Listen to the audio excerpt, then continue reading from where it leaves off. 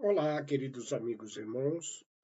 Estamos dando aqui agora continuidade à nossa leitura e estudo do livro Obreiros da Vida Eterna, o quarto livro da série de André Luiz. E no capítulo anterior nós vimos em detalhes, né, a forma como que a espiritualidade pode auxiliar no desencarne de companheiros, né? No caso, aqui a história foi de Dimas, médium terreno e trabalhador na, no bem dos seus semelhantes, onde ele obteve essa prerrogativa de uma expedição chefiada por Jerônimo, composta do padre Hipólito, da enfermeira Luciana e do próprio André Luiz, a virem auxiliarem alguns trabalhadores no bem no desencarne. No caso de Dimas, né, André Luiz traz em grandes detalhes, né, como que se dá o desenlace do perispírito ao corpo físico, né? Ele, Dimas, já se encontrava adoentado em sua casa, né? E é nesse capítulo que a gente vê alguns detalhes que a gente tão bem conhece aqui na Terra, né? Coisas como a melhora da morte, né? E também as questões a respeito da recomendação de Emmanuel, através da psicografia de Chico, no caso da cremação dos corpos, né? O aguardo de 72 horas para poder fazer a cremação, né? Então, para mim, um capítulo bastante interessante, bastante elucidativo, né? E que as coisas não acontecem assim tão instantaneamente como a gente imagina, né? Há todo um trabalho, né? Mas há casos e casos, e nós vamos vendo mais para frente, né? Pois que essa obra trata exatamente de processos de desencarnação. E agora nós vamos ver o capítulo 14, Prestando Assistência, onde nós vamos ter relatos de André Luiz, onde ele, após o auxílio prestado ao Dimas, ele pede permissão para retornar à residência de Dimas para acompanhar o desenvolvimento das tarefas ali ao recém-desencarnado. Vamos à obra. Este capítulo também será dividido em duas partes, ok? Prestando assistência, diz André Luiz. Meus companheiros de missão pareciam menos interessados em seguir o caso Dimas durante a noite, inclusive Jerônimo, reservando-se para a continuidade do esforço no dia imediato, quando nos caberia transportá-lo até o abençoado abrigo da casa transitória de Fabiano. Não se verificava o mesmo quanto a mim. Desembaraçando-me dos laços físicos noutro tempo, não conseguir efetuar observações educativas para o meu acervo de conhecimentos. O choque sensorial no trânsito para minha personalidade ainda desatenta ante as questões do espírito eterno. Lembramos que na obra O Nosso Lar, a obra da série de André Luiz, né, ele relata a situação em que se viu lá no umbral após o seu desencarne. Contudo, ele, no choque das vibrações entre estar encarnados e desencarnado, ele não percebeu como que foi a sua passagem de um lado para o outro, né?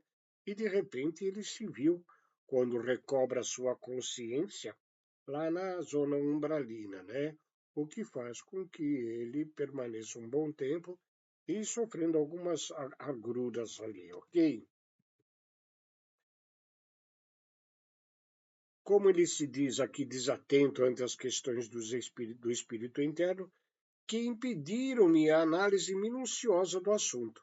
Agora, porém, a oportunidade poderia fazer mais luz em minha alma quanto à posição do recém-desencarnado antes da inumação do envoltório grosseiro. Expondo ao assistente Jerônimo o meu propósito de aprender, recebi dele a mais ampla missão. Poderia visitar a residência de Dimas à vontade e lá permanecendo durante as horas que desejasse. A aquiescência de Jerônimo enchia-me de prazer. não só pela ocasião de enriquecer-me na esfera prática, mas também o fato em si era bastante expressivo. Pela primeira vez, um companheiro de trabalho, com autoridade suficiente, concordava com o meu desejo de um mínimo operário. O consentimento, portanto, representava a preciosa conquista. Constituía a liberdade instrutiva com a responsabilidade de minha consciência e a confiança de meus superiores hierárquicos, né? É que a gente vê que no plano espiritual não é assim que a gente consegue as coisas, né?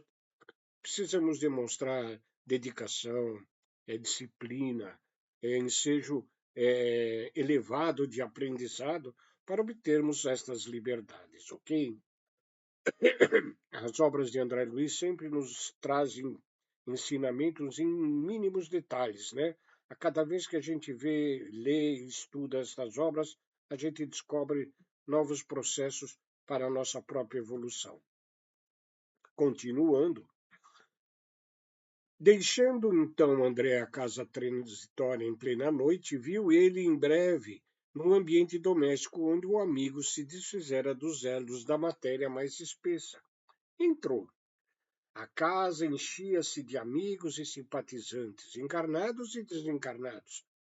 Não se articulavam quaisquer serviços de defesa. Notei que havia trânsito livre pelos grupos de variadas procedências. Em recuado recanto, ainda ligado às vísceras inertes pelo cordão fluídico prateado, permanecia Dimas no regaço da genitora, ao pé de dois amigos que cuidadosamente o assistiam. A nobre matrona reconheceu-me comovida, apresentando-me aos companheiros presentes. Um deles, Fabriciano, acolheu-me prestativo, interessando-se pelos informes atinentes ao desenlace. Relatei-lhe os trabalhos pormenorizadamente. Em seguida, o interlocutor passou a explicar-se. Sempre tive por Dimas sincera admiração pelo proveitoso concurso que soube oferecer-nos, íntegro a comissão espiritual de serviço que vem atendendo aos necessitados por intermédio dele, nos últimos 6 anos. Foi sempre assíduo nas obrigações, bom companheiro e leal irmão. Veja a questão da disciplina, né, na assiduidade aos trabalhos de auxílio aos semelhantes. Surpreso com as referências, indaguei. Há, desse modo, comissões de colaboração permanente para os médios em geral? Não me reporto à generalidade, redarguiu o interlocutor, porque a mediunidade é título de serviço como qualquer outro. E há pessoas que pugnam pela obtenção dos títulos, mas desestimam as obrigações que lhes correspondem. Gostariam, por certo, do intercâmbio com o nosso plano, mas não cogitam das finalidades e das responsabilidades. Em vista disso, não se estabelecem conjuntos de cooperação para os médios em geral, mas apenas para aqueles que estejam dispostos ao trabalho ativo. Seriedade na condução da mediunidade, do trabalho de auxílio ao próximo, amor incondicional é que nos faz angariarmos para o nosso trabalho mediúnico, né, espíritos que também desejosos de colaborar e nos auxiliam nos trabalhos cometidos, ok? Há muitos aprendizes que não ultrapassam a fronteira da tentativa da observação. Desejariam o caminho bem aplainado, exigindo a convivência exclusiva dos espíritos genuinamente bondosos. Experimentam a luta construtiva através de sondagens superficiais e a primeira dificuldade é abandonam compromissos assumidos. A aquisição da fortaleza moral não prescinde de provas arriscadas e angustiosas.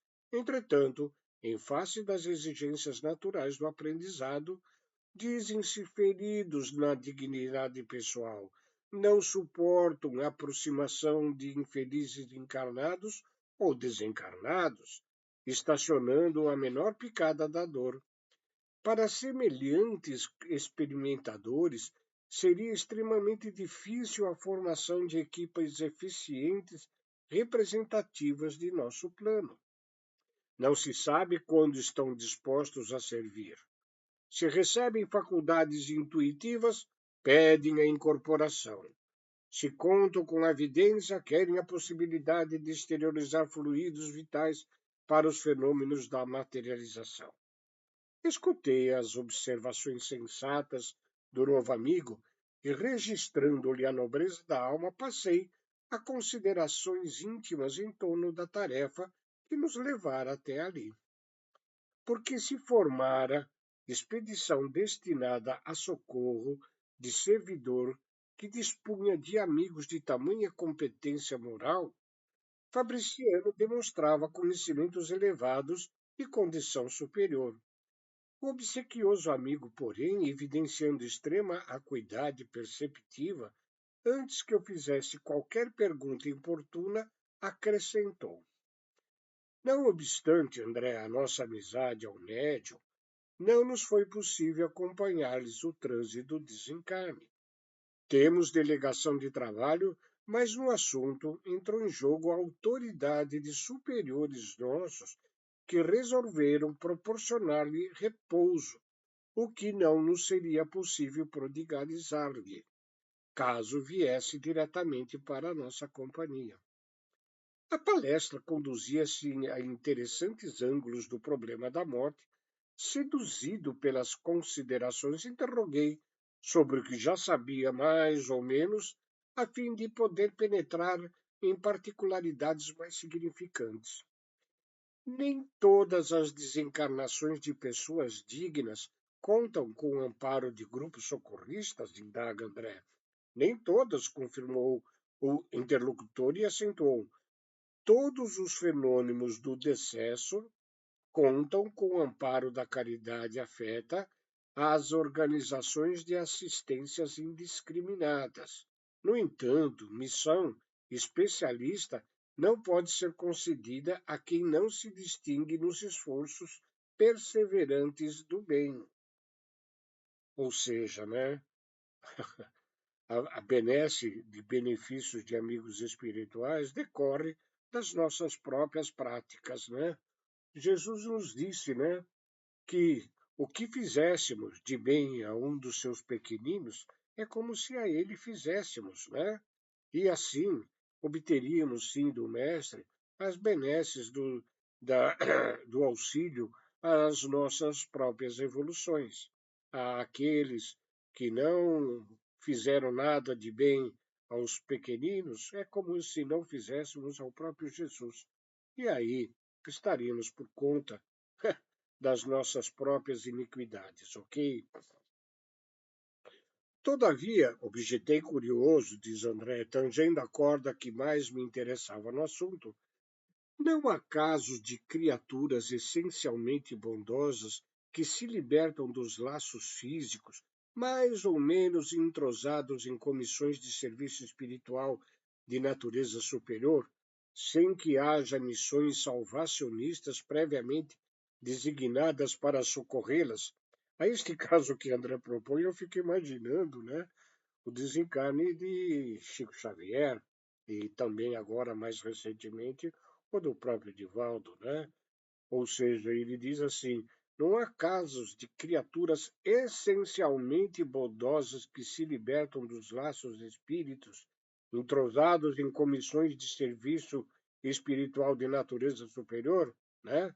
No Chico nós sabemos, né, as qualidades espirituais de que ele detém e que sempre ligado à espiritualidade maior, né? Diante dessa pergunta, após breve pausa, acrescenta para se fazer mais claro, André Luiz. Vamos que Dimas estivesse em ligação recente com sua comissão de trabalho e desencarnasse sem o cuidado de um grupo socorrista. Seria deixado à mercê das circunstâncias? Riu-se Fabriciano com franqueza e retrucou. Isso poderia acontecer, sim, nós temos precedentes. De maneira geral, ocorrem, André, semelhantes casos com os trabalhadores aflitos por conseguir de qualquer modo a desencarnação, alegando necessidades de repouso. Muitas vezes, no fundo, são criaturas bondosas, mas menos lógicas e pouco inteligentes. Na semana finda, por exemplo, observamos um caso dessa natureza. Respeitável senhora, jovem ainda, pelas disposições sadias que demonstrou no campo da benemerência social, foi ligada à delicada corrente de serviço organizada por nossos amigos, verificando-se, contudo, pequenas rusgas entre ela e o esposo, e tendo conhecimento da imortalidade da vida, além do sepulcro, desejou a pobre criatura ardentemente morrer. Não que ela vá praticar o suicídio, mas desejava desencarnar. Não é o caso, por exemplo, de espíritos como o Chico Xavier, né, que ele viveu aqui na Terra encarnado por 92 anos, e ele, com certeza, ao nosso conhecimento, respeitou todas as condições de espírito missionário que foi aqui na Terra, trazendo diversas obras, inclusive essas, né, na qual nós nos esclarecemos e nos instruímos a respeito do nosso mundo espiritual, né? Mas sigamos com a narrativa do caso dessa trabalhadora. Tolas leviandades do marido bastaram para que maldissesse o mundo e a humanidade. Ela não soube quebrar a concha do personalismo inferior e colocar-se a caminho da vida maior. Pela cólera, pela intemperança mental, criou a ideia fixa de libertar-se do corpo de qualquer maneira, embora sem utilizar o suicídio direto. Conhecia os amigos espirituais a que se havia unido, mas longe de assimilar-lhe ajuizadamente os conselhos, repelia-los às advertências fraternas para aceitar tão somente as palavras de consolação que lhe eram agradáveis. Dentre as admoestações salutares que lhe endereçavam, e tanto pediu a morte, insistindo por ela, entre a mágoa e a irritação persistente, que veio a desencarnar em manifestação de icterícia complicada com simples surto gripal. Veja que as nossas disposições mentais, psíquicas, espirituais, né, afetam, e nós já sabemos disso, enormemente a nossa condição física, né? São doenças que nós trazemos à nossa organização material exatamente por condições de emoções desequilibradas, como aqui relatada no caso dessa trabalhadora, né? Tratava-se de verdadeiro suicídio inconsciente, mas a senhora, no fundo, era extraordinariamente caridosa e ingênua. Não se recebeu qualquer autorização para conceder-lhe descanso e muito menos auxílio especial. Os benfeitores de nossa esfera, apesar de eficiente intercessão em benefício da infeliz, somente puderam afastá-las das vísceras cadavéricas há 2 dias, em condições impressionantes e tristes, não havendo qualquer determinação de assistência particularizada por parte das autoridades superiores, e porque não seria aconselhável entregá-la ao sabor da própria sorte em face das virtudes potenciais de que era portadora, o diretor da comissão de serviço a que se filiara, a imprevidente amiga, recolheu-a por espírito de compaixão em plena luta, e ela se foi de roldão, a trabalhar por aí ativamente em condições muito mais sérias e complicadas. Veja que na espiritualidade os trabalhos são determinados com responsabilidade, com seriedade, né? Não se faz as coisas a olho. Por isso que nós devemos sempre confiar na justiça divina, porque Pai é justo, mas também é misericordioso, ok? A elucidação atingira-me fundo, diz André. Informara-me sobre o que desejava. A lei divina, de fato, perfeita em seus fundamentos, é igualmente harmoniosa em suas aplicações. Fabriciano, estampando o belo sorriso, aduziu: não frutifica a paz legítima sem a semeadura necessária. Alguém, para gozar o descanso, precisa, antes de tudo, merecê-lo. As almas inquietas entregam-se facilmente ao desespero, gerando causas de sofrimento cruel. Logo após, contemplando o recém-desencarnado, como a indicar que deveríamos centralizar todo o interesse na hora do bem-estar dele, considerou acariciando-lhe a fronte. O nosso amigo repousa agora, terminada a tormenta das provas incessantes. Está enfraquecido, pobrezinho. A sensibilidade posta a serviço da obrigação bem cumprida castigou-lhe a alma até o fim. Todavia, plantou a fé, a serenidade, o otimismo e a alegria em milhares de corações, estabelecendo sólidas causas de felicidade futura. Por enquanto, permanecerá na posição de ave frágil, incapaz de voar longe do ninho.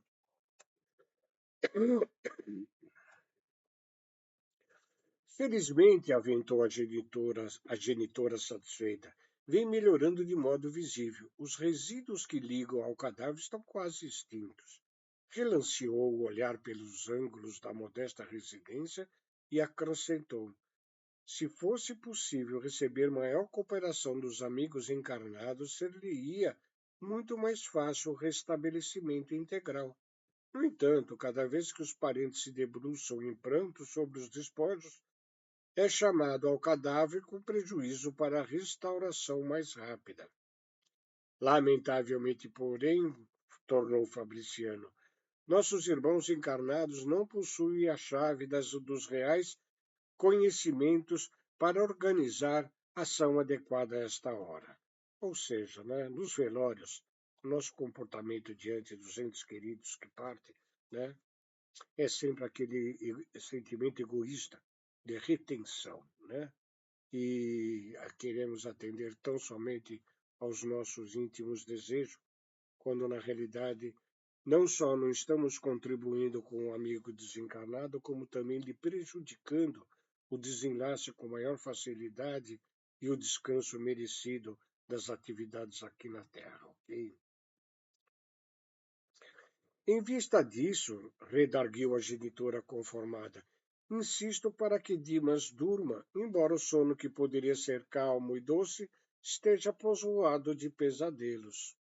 Diante da surpresa que me absorvia, o companheiro apressou-se a esclarecer-me.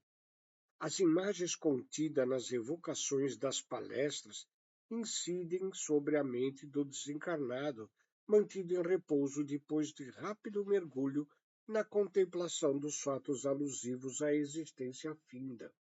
Não somente as imagens. É aquela história que diz que quando nós estamos desencarnando, passa como se fosse um filme na nossa mente tudo o que aconteceu conosco em rápidos instantes. Continuando, não somente as imagens. Por vezes, os nossos amigos presentes, fecundos na conversação sem proveito, exunem com tamanho calor a lembrança de certos fatos que traz até aqui alguns dos protagonistas já desencarnados. As afirmações ouvidas incitaram minha curiosidade. Fabriciano, entretanto, desejando prodigalizar minha experiência direta, aconselhou: espere, André, alguns minutos na sala contígua, onde os despojos recebem a visitação. E este fato que André vai relatar, nós vamos deixar para o próximo vídeo, pois aqui agora nós estaremos, já o vídeo vai com mais de 20 minutos, deixaremos para uma segunda etapa para que não se torne cansativo, né? E assim nós daremos a continuidade brevemente à segunda parte deste capítulo, ok? Fiquem com Deus e muito obrigado. Um beijo a todos.